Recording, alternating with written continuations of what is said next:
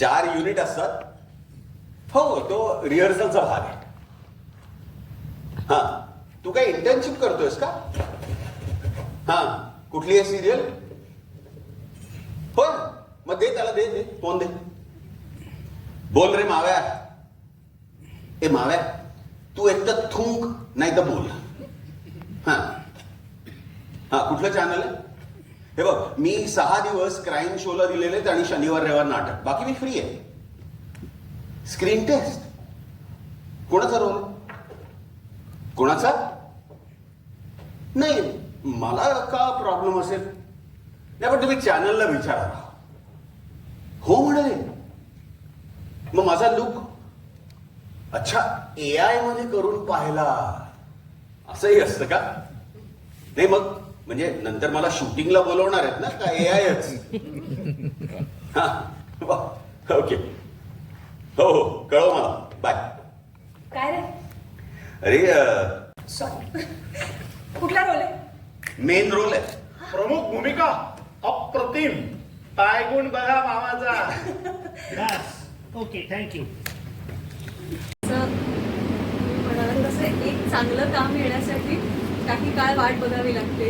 एक छान तप करावा लागतो. संगीता वगैरे म्हणतात, मला पण तप करायला लागलं. 12 वर्ष लागले मला पुन्हा सरांच्या नाटकात काम करण्यासाठी. आणि जसं तुम्ही म्हणालात पुरुष प्रधान नाटक आहे का किंवा हे, तर तसं मला नाही वाटलं. जेव्हा मी क्षितिज बरोबर अनेक वर्ष काम करायचं होतं आणि खूप इच्छा होती आणि मी त्याला अनेकदा ते बोलूनही दाखवलं होतं आणि या रूपात ते करण्याची संधी मिळाली. पण हे नाटक वाचल्यानंतर मला कुठेच असं वाटलं नाही की हे कोणाच्या तरी एकावरती आधारित आहे. संबंध 6ही पात्र जी या नाटकातली आहेत, जसं हा म्हणाला तसं कुणीच अशक्त नाहीये.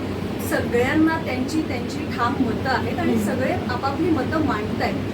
आणि कदाचित मला असं वाटतं सर एक वाक्य नेहमी म्हणतात की समोरच्या ऑडिटोरियममध्ये आपल्या रंगपटामध्ये आपण अंधार करून घेतो स्वतःवर आणि मग समोरचं नाटक उजेडात बघत असतो आणि आपण कुठेतरी आपले विचार त्याच्यात शोधत असतो. सो मला असं वाटतं प्रत्येक प्रेक्षक या 6ही पात्रांमध्ये स्वतःला बघणार. कारण हे आजचं नाटक आहे. आज काय घडतंय मला हेच सांगायचं होतं किंवा मला हेच बोलायचं होतं असं हे प्रत्येकाला वाटणार आहे. म्हणजे त्या रंगगृहात बसलेली एखादी बाई असेल तर तिला डेफिनेटली वाटणार आहे की हो हिचं म्हणणं बरोबर आहे. एखाद्या नटाला वाटणार आहे की हो माझं म्हणणं बरोबर आहे. एखाद्या जेनझी रिप्रेझेंट करते वाटणार आहे की यार मला असंच वाटतं, मला हेच माझ्या आई वडिलांना सांगायचंय. सो कुठेही कुणीतरी प्रधान असल्याचं किंवा कुठेतरी कुणी वरचढ असण्याची कुठलीच भूमिका नाहीये. प्रत्येकाचं ठाम मत आहे.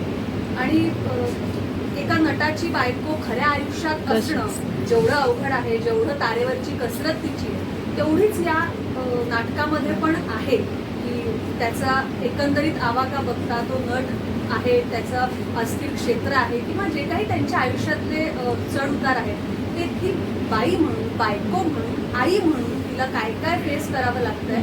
सो तिच्या आयुष्याच्या कहाणीमध्ये ती स्त्री प्रधान आहे. कारण तिचं लाईफ ती झगडते.